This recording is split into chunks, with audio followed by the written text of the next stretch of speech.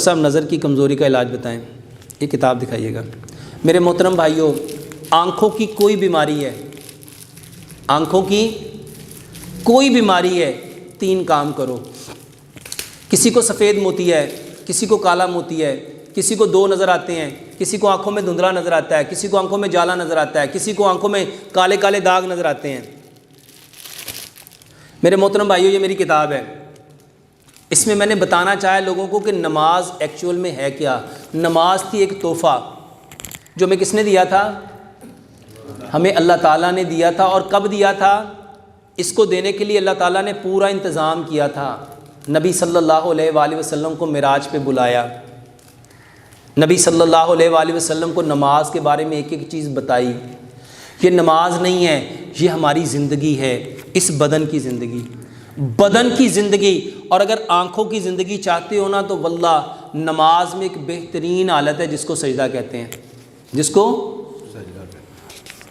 ایک سجدہ۔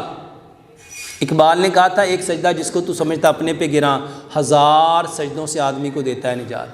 میرے محترم بھائیوں، جتنے آنکھوں کے مسائل ہیں، لمبا سجدہ کرو، لمبا۔ اس کے ساتھ 3 کام کرنے ہیں۔ پہلا کام، کیلے کے ساتھ دانت صاف کرو۔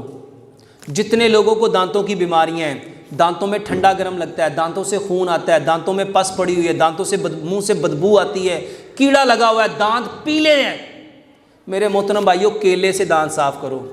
کیلے سے 1 انچ کا ٹکڑا کیلے کا لو، اس کو نرم کرو، برش کے اوپر لگاؤ اور اس سے دانت صاف کرو۔ اس سے برش خراب ہو جاتا ہے، 20-25 دنوں کے بعد برش بدل لینا۔